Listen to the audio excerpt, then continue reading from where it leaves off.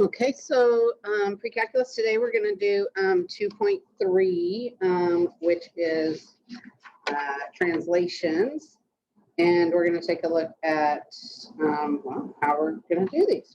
All right, so let's start by looking at what translations are. So translations of sine and cosine. So the graphs are in this form: a sine b of x minus c plus k. And sometimes they use different things. A lot of times you'll see a sine b of x minus c plus d. Okay, it's the same thing. Okay, so we're just using this to be consistent with our parent functions. Okay. So our amplitude, we already know, is the absolute value of a, and our period is 2 pi over b. Okay, our horizontal shift is c, and our vertical shift is k. Okay. We're also determining the left and right values, the endpoints, and those are our phase shifts. So we want to set that bx minus c equal to 0. That'll give us our left, or our starting point, and bx minus c equals 2 pi, and that will give us our ending point. Okay. So let's take a look at an example problem here. Okay. So here we have y equals 1/2 sine of x minus pi over 3. Okay.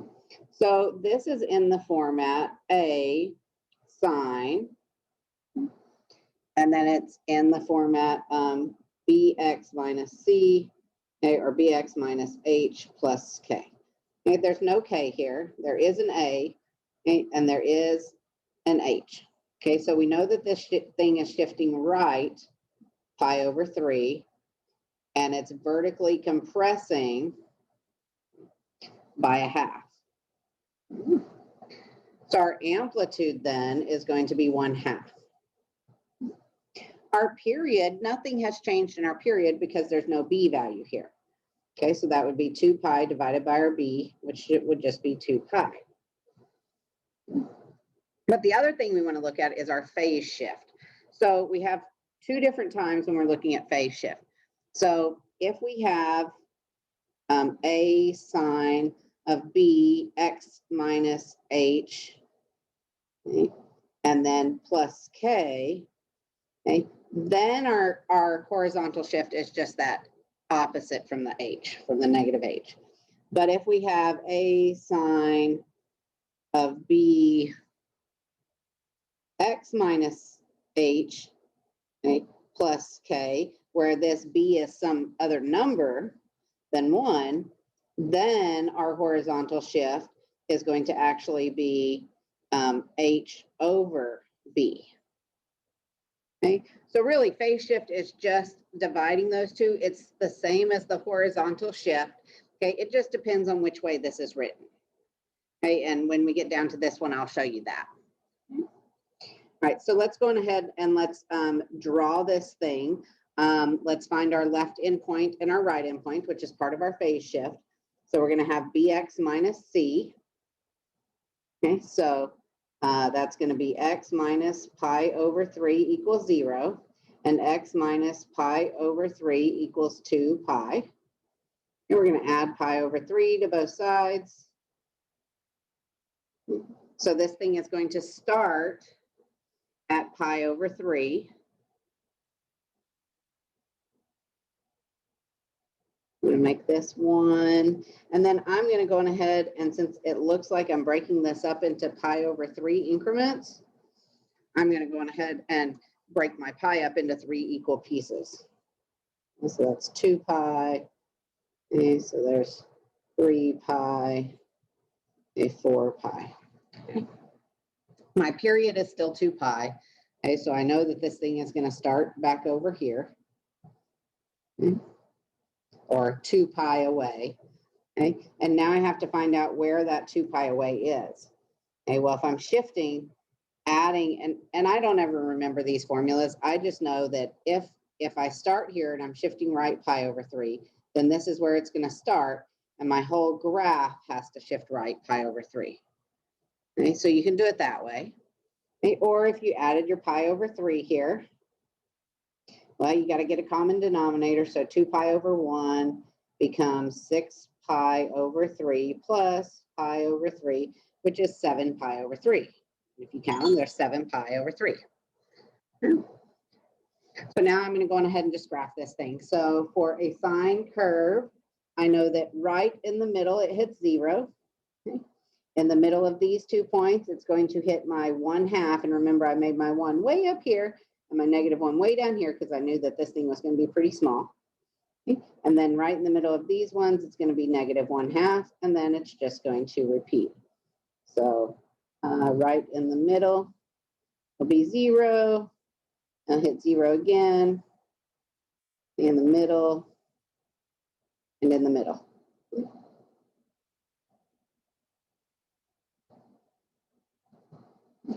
So if you know your parent function, once again, it becomes really easy to play with this thing and move this thing around. Okay, so remember that your reflections, okay, -a reflects it across the x-axis. A -b reflects this thing across the y-axis, okay, horizontally. Okay? But remember to reflect the graph before you shift it vertically. Okay? So for the function y equals sine of x, you're going to get the same graph whether you reflect across the x or the y-axis. And the reason for this is because our sine function is odd. Let's see if I can write the word odd. And for the function y equals cosine of x, reflection across the y-axis does not change the graph. And that's because it's an even function. And we will talk more about odd and even functions a little bit later too. Trust me, we're going to get to all of this. All right, so let's go ahead and look at this one. So remember here, I said there's 2 different ways to figure out your phase shift. Okay, so this one right here, and let's go on ahead and take a look. So our amplitude is 3. We're going to reflect this thing over the x-axis. Our period is 2 pi divided by our b value, which is 2 pi. So our period comes out as 1.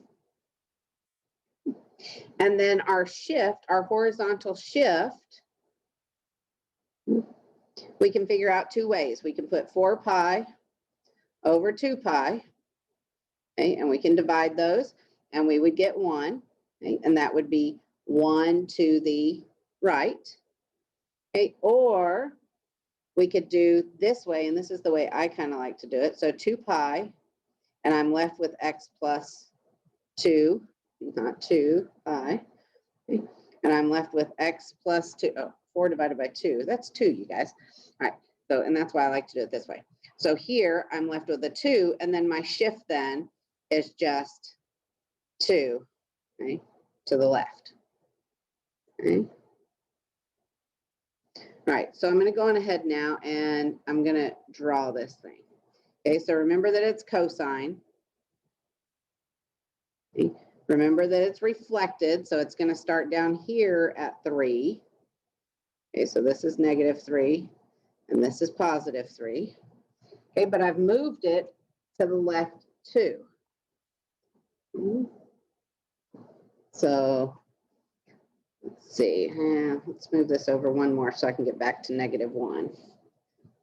All right, so I'm going to make this -1 way back here, and every 4, I'm going to make it a number.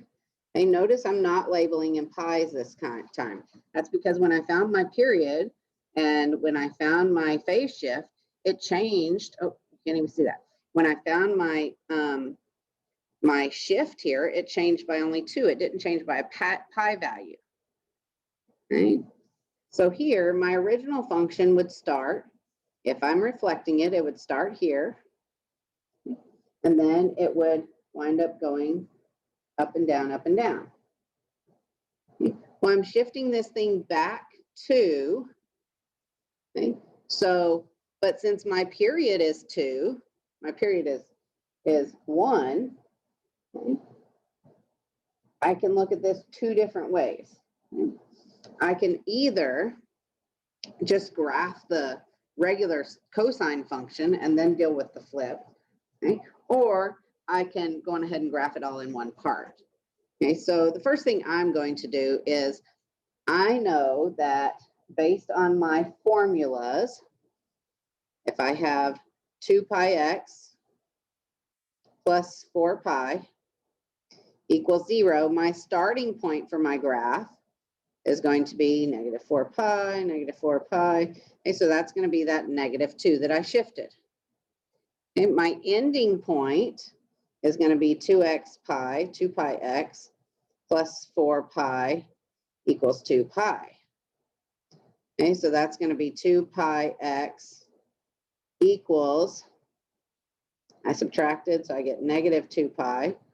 Okay, and here it's going to be divided by 2 pi, divided by 2 pi, and that's going to be x equals negative 1. So this is where my graph is going to start, okay, after my reflection and my shift left. Okay. So now I know my period is 1.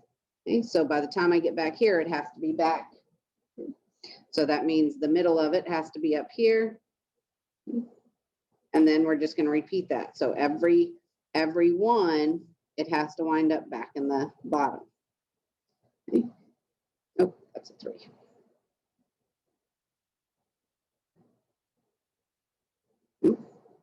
So then we go back to the top and back to the bottom, back to the top in the middle, back to the bottom. Okay. These ones are a little bit harder because you have to kind of look at all the pieces put together. Okay, so our period is 1. This thing is reflected now, and it's moved back 1, or back 2, yes. So, all right, so let's go on ahead and take a look at this next one. This next one's just a little bit easier, and then we're going to do a couple of hard ones too. Okay, so this next one's a little bit easier. So we have y equals 2 plus 3 cosine of 2x. Okay, so this is really my k value. So really, I'm raising this thing 2. Okay, now notice my note here that remember to reflect it before you shift it vertically. Okay, well, in this case, there's no vertical or there's no reflection, so I don't need to worry about that piece. So I just know that my cosine is going to start at 2 up. Okay. I don't have a horizontal shift, but I do have a horizontal compression. Okay, so my compression or my period is going to be 2 pi over 2, which is just pi. So I'm going to go ahead and make this pi, 2 pi, 3 pi. All righty. So now I know that this thing is going to start here and it has to wind up back here. And in the middle of it, and we know it's going to be at 0. Okay. Oh, I'm doing sine. Should be cosine. Why didn't you guys tell me that? Okay, so cosine, I apologize. So my amplitude is 3. So cosine starts here. Okay, and after pi, it ends up back here. Okay. So my middle is 3 down. So now I can just graph this thing, and just because I know what that parent function looks like. And then I could keep going. So once again, it's really important that you learn your parent functions. If you don't know your parent functions, you are going to struggle with these problems. Okay, so let's go ahead and look at this next one. So this next one says find the amplitude, period, and phase shift of the sine function shown. And then we're going to write an equation for this graph. So the very first thing I'm going to do is I'm going to find the period. Okay, so I want to find where this thing starts and ends. Okay, so my period is 3 pi over 2 minus negative pi over 2, okay, which is 4 pi over 2. So my period here is going to be 2 pi. Okay. So from here to here is 2 pi distance away. So in other words, my B value is just going to equal 1. And we didn't stretch or compress this thing at all. My amplitude is going to be 2. Now, this is a cosine, okay, function. Okay, is this a cosine function? Nope. So we shifted it. It said it's a sine function. That's right. So I would think it was a cosine function if I didn't if it didn't say that. So we've shifted this thing. So it's going to start at negative pi over 2. So we're going to have to add. So it's going to be x plus pi over 2. And this thing is not starting in the right direction. Our normal sine curve starts up. So we know then that this is a reflection, okay? So it's reflected. So our formula then would be negative 2. Okay, so there's our amplitude, our reflection is sine of x plus pi over 2.